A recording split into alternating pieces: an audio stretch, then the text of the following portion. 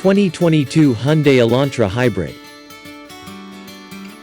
The 2022 Hyundai Elantra is a small sedan that was just redesigned last year. The sleek and modern styling is a standout in the class, and even at its affordable price, it comes with an impressive list of standard features. A rather anemic base engine and an overabundance of hard plastic inside kept it from claiming the distinction as the Edmunds Top Rated small sedan, but it's still a competitive choice among rivals such as the Honda Civic, Kia Forte and Mazda 3. Happily, if you decide to go with the Elantra, you are not locked into the standard engine. There's the N-Line model, which has a 201 horsepower turbocharged engine that's pretty strong for this class of car. Or if fuel economy is a priority, there's the Elantra Hybrid that gets up an estimated 54 mpg in combined driving. Then there's the new Elantra N. We originally thought it would come out for 2021, but its arrival got pushed to this year. Under the hood is a turbocharged 4-cylinder that puts out a stout 276 horsepower. This motor, along with a sport-tuned suspension with adaptive dampers, makes the N an absolute blast to drive on curvy back roads. Want to know more? Read our expert rating below to get our test team's full analysis of the Elantra's comfort, technology features and more.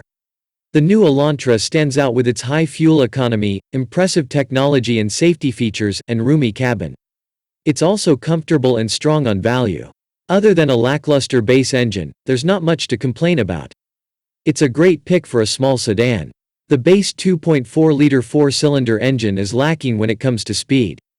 At Edmunds Test Track, our Elantra reached 60 miles per hour in 9.4 seconds, which is slower than average compared to rivals.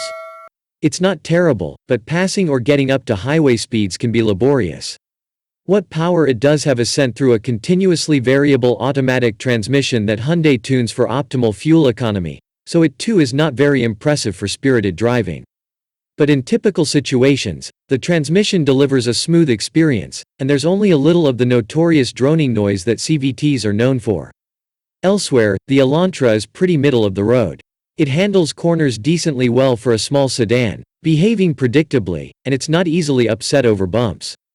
But for a sporty drive, you'll want to get the N-Line, which comes with a sport-tuned suspension. The Elantra delivers a smooth ride.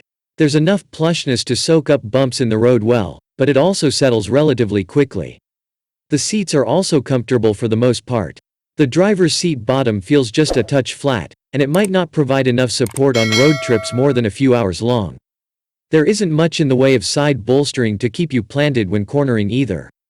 The climate controls are easy to use, with big dials to work the available dual-zone climate control.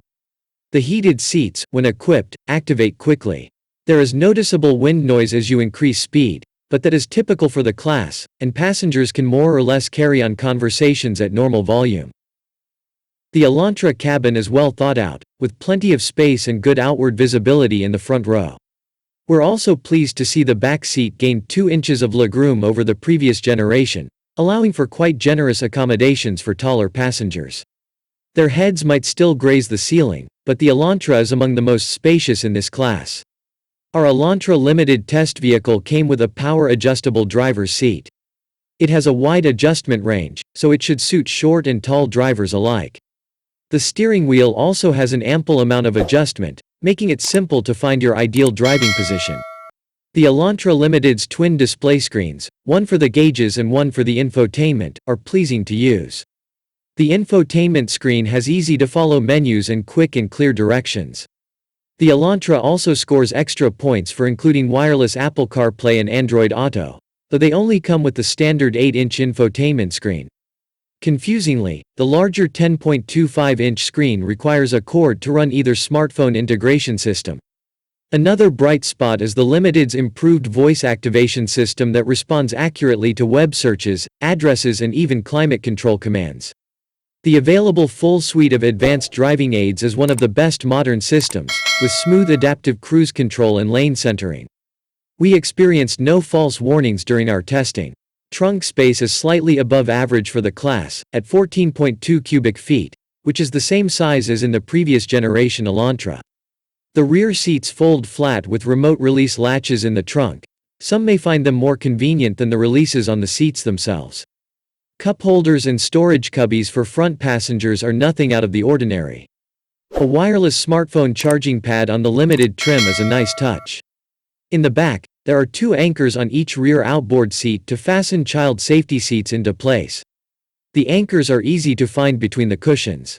The spacious back seat means you should be able to load rear-facing seats without having to scrunch into your driving position.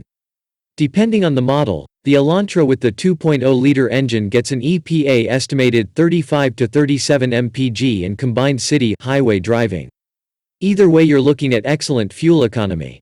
We easily verified the EPA's estimate and even exceeded it on our mixed driving 115-mile test route, achieving an impressive 41.8 mpg. Now you've entered the Elantra's sweet spot. It simply runs away from the competition with 5 years, 60,000 miles of limited warranty coverage, 10 years, 100,000 miles for the powertrain and free maintenance for 3 years, 36,000 miles.